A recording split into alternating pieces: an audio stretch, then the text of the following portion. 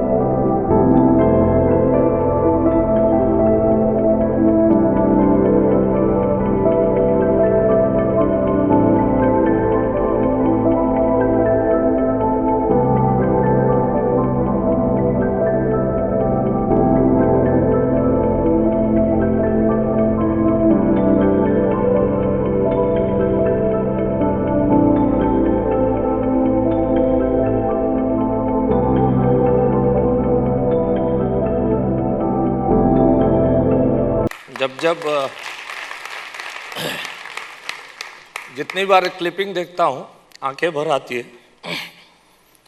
इसमें से मेरे को मैसेज ये देना है कि बीइंग अ फार्मर, देखो उसके पास कोई ऑप्शन है ही नहीं। उसने क्या किया, उसने तो उसके पास जो सोना था, जो धान था, वो उसने जमीन को दे दिया, उसने उसको समर्पित किया। बीच में एक बहुत अच्छा मैसेज आया था कि किसी दिन अपनी सारी संपत्ति को आप घर में खुले में रख के, बरामदे में रख के, जितना भी जवेरात पैसा जितना भी है जो तिजोरी में हमने रखा हुआ है, वो कभी खुले में रख के सो के दिखाओ आप। Will you able to sleep? और वो काम ये फार्मर कर रहा है, क्योंकि फार्मर के पास और तो कुछ है ही नहीं। उसके घर में जो 2 बोरी धान पड़ा था, वो धान उसने क्या किया, वो धान भी उसने जमीन में परो दिया, और उसके बाद में उसकी सारी संपत्ति उसने परो दी, और उसके बाद में उसको तो भगवान के भरोसे पे बैठना है। अब इसको मैं अपने प्रोफेशन के साथ में कंपेयर करवाना चाहता हूं। चलो इसी तरह से धान परो के बैठा है फार्मर, और समझ लो बादल आ रहे हैं, और कई सारे हम लोगों ने पिक्चर में कई सारे ऐसे सीन देखे हैं कि फार्मर जो है वो पानी की राह देखता है, और जैसे वो गाना है 2 आंखें 12 हाथ, उसमें उमड़ घुमड़ कर आई रे घटा, वो गाना आप सभी ने सुना ही होगा। ऐसे कई गाने हैं, लगान के अंदर भी इस तरह का गाना है। तो जब भी इस तरह से बादल भर आते हैं तो उस समय पे किसान को कितनी खुशी मिलती है अंदर से। अब सोचो कि बादल को लेके आना किसान के हाथ में है क्या? हेलो, नहीं, उसके पास है ही नहीं, उसके पास कोई ऑप्शन ही नहीं है। वो तो कुदरत है, भगवान अगर मेहरबान है आ जाएगा, नहीं है कुछ नहीं कर सकता, उसके हाथ में कुछ नहीं है। मैं अपने प्रोफेशन के बारे में बता रहा हूं आपको। आज अगर मुझे प्रॉपर कमीशन नहीं मिल रहा है जिससे मैं मेरा घर चला सकूं, जिससे मैं मेरे फैमिली के सपने पूरे कर सकूं, तो मुझे बताओ हु इज रिस्पॉन्सिबल? आप सोचो, खाली सोचने वाली बात है कि वहां देखो फार्मर के पास और कोई ऑप्शन ही नहीं है। उसके पास एक ही ऑप्शन है, वो गला फांसा खा के मर सकता है और कुछ नहीं कर सकता है वो, कि उसके पास जितना सोना था उसने परो दिया है। लेकिन आज हमारे पास इतने सारे ऑप्शंस है। अच्छा, बादल लाना उसके हाथ में नहीं है, हम बादल ला सकते कि नहीं ला सकते अपने प्रोफेशन में? अपने बादल लाना मतलब क्या? आज मैं विशाल के सामने अगर मैं बैठा हूं, आज मैं प्रोस्पेक्ट के सामने बैठा हूं, मतलब क्या आ गया? बादल आ गए। हाँ, लेकिन कई बार ऐसा भी होता है, बादल आए, बड़ी खुशी हुई अंदर से, और बादल चले गए। ऐसा हुआ है कि नहीं हुआ है? राइट, ठीक है ना, लेकिन कम से कम खुशी तो मिली कि पानी बरस सकता है। तो हमारे बादल को लाना किसको है, किसके हाथ में है? अपने ही हाथ में। अगर मैं रोज 3, 4, 5 लोगों के सामने अगर मैं बैठ गया, तो इसका मतलब मेरे प्रोफेशन के बादल आए, उसमें से कुछ बरसेंगे, कुछ ऐसे ही चले जाएंगे। मैं 5-6 लोगों को मिलता हूं, एक हाथ पॉलिसी लेगी, बरस गया बादल, और बाकी के बिखर गए, कोई बात नहीं। अच्छा, अपने यहां तो ऐसा है, ये 4-5 बादल जो चले गए ना, उनको वापिस गोल घुमा के वापिस ला सकते। चल आ जा, तू वापिस आ जा। कितने अपने प्रोफेशन की ताकत कितनी है मुझे बताओ। एक बार जोरदार तालियां अपने LIC प्रोफेशन के लिए बजा सकता है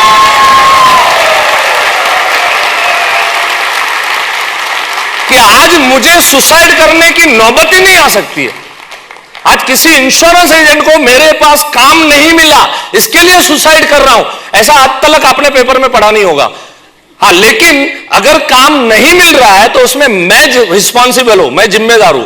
और ये अगर हम समझ गए तो शायद मेरे को लग रहा है कि हम लोग जितना पैसा चाहिए, जितनी संपत्ति चाहिए, जितना हम लोग लाइफ में आगे बढ़ना चाहते हैं, उतना हम लोग आगे बढ़ सकते हैं। राइट, अब देखो पॉलिसी बेचनी है तो क्या है, बहुत सारे टेक्निक्स है, छोटे छोटे टेक्निक्स है। मैं कुछ छोटे छोटे टेक्निक्स आपके सामने यहां पर रखूंगा। आप किसी भी पार्टी के सामने जाके बैठो और उसको पूछो आपका गाड़ी का इंश्योरेंस है, क्या बोलेगा वो? है? हेलो, यस और नो? अच्छा चलो, 2 व्हीलर है, उसको पूछो 2 व्हीलर का इंश्योरेंस है? जी है। अच्छा, आजकल मेडिक्लेम के लिए भी काफी अवेयरनेस हो गया है। आजकल देखो, आप 10 में से अगर 5-6 लोगों को मिलोगे तो 5-6 लोग जो है वो मेडिक्लेम भी लेके बैठे हुए हैं। आप उनको पूछो आपका मेडिक्लेम है, क्या बोलेगा? है। देखो सर, आपका कार का इंश्योरेंस निकाला, आपका मेडिक्लेम का इंश्योरेंस आपने निकाला, राइट, हॉस्पिटलाइजेशन अगर हुआ तो उसका इंश्योरेंस निकाला। सर, आपने आपकी सैलरी का इंश्योरेंस निकाला क्या? See something different. आज अगर मैं उसको ये बोलूं सर लाइफ इंश्योरेंस लिया क्या, बड़ा कॉमन सा हो गया। सर कल अगर आपको मर गए, आपको कुछ हो गया, उससे अच्छा क्या बोलना है? सर आपकी सैलरी का इंश्योरेंस आपने लिया क्या? बोल सकते हैं हम लोग? हेलो, यस और नो? राइट। सो आपने आपका पगार का इंश्योरेंस लिया क्या? यहां से शुरुआत करो। तो सीधा आपने बेसिक कोर्स में सीखा था, क्या सीखा था, याद आ रहा है? Replacement of expense. राइट? मैंने आपको कहा था रिप्लेसमेंट ऑफ एक्सपेंस के विविध विविध तरीके हैं, बहुत तरीके हैं, और दिमाग चलाओगे उतने नए नए तरीके आपको ढूंढने को मिलेंगे। Lots of things are there कि जो हम लोगों को बोल सकते हैं। एक पार्टी के पास स्वप्निल गया, पार्टी ने बोला या तो मैं LIC लूंगा या तो मैं मेडिक्लेम लूंगा। कई बार ऐसा ऑब्जेक्शन आता है कि नहीं आता है? मैं दोनों मेरे लिए अफोर्डेबल नहीं है, दोनों चीजें मैं ले नहीं सकता हूं। बहुत अच्छा जवाब दिया। बोलता सर मैं जवाब देता हूं लेकिन उसके पहले मेरे सवाल का जवाब दो आप। बोले पूछो। बोले सर अगर मैं आपको बोलूं कि सांस लेना जरूरी है या सांस छोड़ना जरूरी है, दो में से कुछ भी एक करना है, बोलो आप लोगे या छोड़ोगे, आप क्या करोगे? क्या बोला पार्टी? दोनों ही जरूरी है। बोले सर इसी तरह से ये दोनों ही जरूरी है, मेडिक्लेम भी ले लो LIC भी ले लो, दोनों ले लिया उसने। So you know something different. अगर कुछ अलग बातें हमने छेड़ी, अलग बातें अगर उससे की, उसी तरह से किया था।